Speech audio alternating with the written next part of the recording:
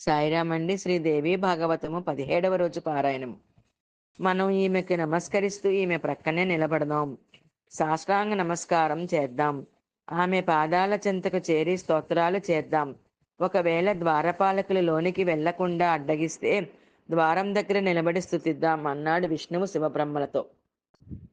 విమానం దిగి ముగ్గురం ద్వారం దగ్గరికి వెళ్ళి సందేహిస్తూ నిలబడ్డాం. మహాదేవి మమ్మల్ని చూసి చిరునవ్వు నవ్వింది. ఆ దేవి ఆ నవ్వుతోనే మమ్మల్ని ముగ్గురిని స్త్రీలుగా మార్చింది. మేము దివ్యమైన రూపాలతో దివ్యాభరణ భూషితులయ్యాం. ఆశ్చర్యపోతూనే అమ్మ సన్నిధికి చేరుకొని ఆమె పాదాల చెంత నిలబడ్డాం. ఆమె కరుణారస దృష్టిని మాపై ప్రసరింపచేసింది. మేము వినయపూర్వకంగా భక్తి ప్రపత్తులతో ఆమెకు నమస్కరించి మాలో మేము ఒకరినొకరం చూసుకుంటూ నిలబడ్డాం. మళ్ళీ అనేక రత్నాలతో అలంకరింపబడి కోటి సూర్యుల కాంతితో ప్రకాశిస్తున్న ఆమె పాదపీఠాన్ని చూస్తున్నాం. అమ్మవారి దగ్గర ఉన్న సఖీ జనంలో కొంతమంది ఎర్రని వస్త్రాలను, మరికొంతమంది నీలపు వస్త్రాలను, ఇంకొంతమంది పసుపు పచ్చని వస్త్రాలను ధరించి ఉన్నారు. ఆ సౌందర్యవతులంతా ఆమెను గురించి పాడుతూ పొగడుతూ నాట్యమాడుతూ వీణామృదంగాలను పలికిస్తూ పరవశించిపోతున్నారు. అది అలా ఉండగా మాకు ఒక అద్భుతం కనిపించింది.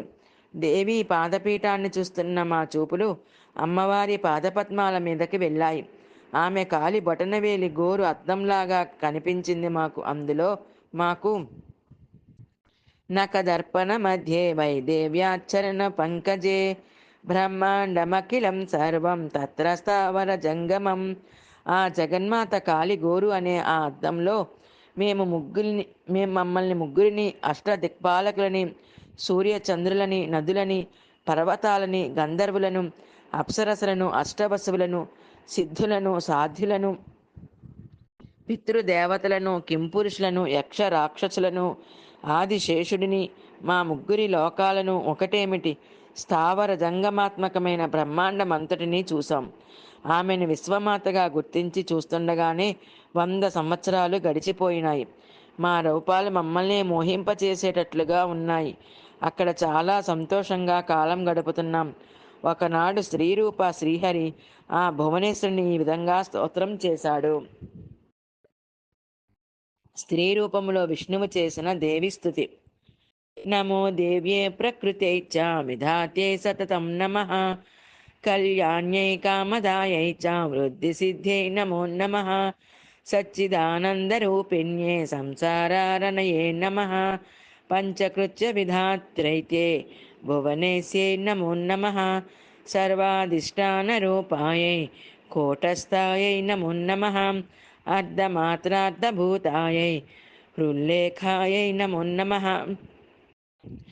జ్ఞాతం మయాఖిలమిదం త్వయి సన్నివిష్టం తత్తోస్య సంభవలయావపి మాతరద్య శక్తిచ్ఛతేస్య కరణే వితత ప్రభావ జ్ఞాతాధునా సకలలోకమాయాతి సూనం విస్తార్య సర్వమిఖలం సదసద్వికారం సందర్శయస్య వికలా పురుషాయ కాలే తత్వైచ్ఛ షోడశభిరేవ చ సప్తభిచ్చ భాషీంద్రజాలమివ నః కిల రంజనాయ నత్వామృతే కిమపి వస్తు గతం విభాతి వాష్ణైవ సర్వమఖిలం త్వమస్తి వతాసి శక్తిం వినా వ్యవహృతో పురుషోస్య సక్తః బంభన్యతే జననీ బుద్ధిమతా జనేన ప్రీణాతి విశ్వమఖిలం సతతం ప్రభావైః స్వే స్వే జసా చ సకలం ప్రకటీకరోషి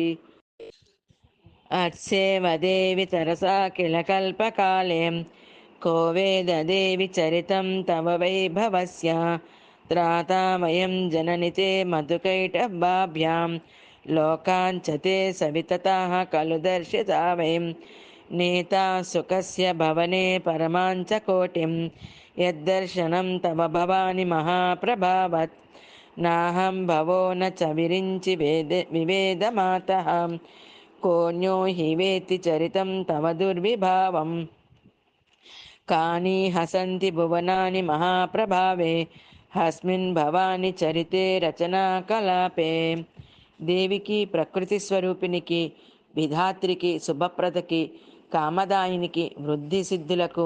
సచ్చిదానంద స్వరూపినికి, సంసారమును దహింపచేసే అగ్నిస్వరూపినికి నమస్కారము.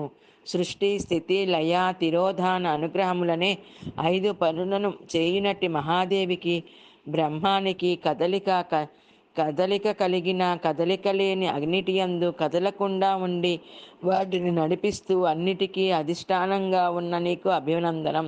అర్ధమాత్ర స్వరూపినికి, అర్ధభూతకు, హృల్లేఖకు వందనం.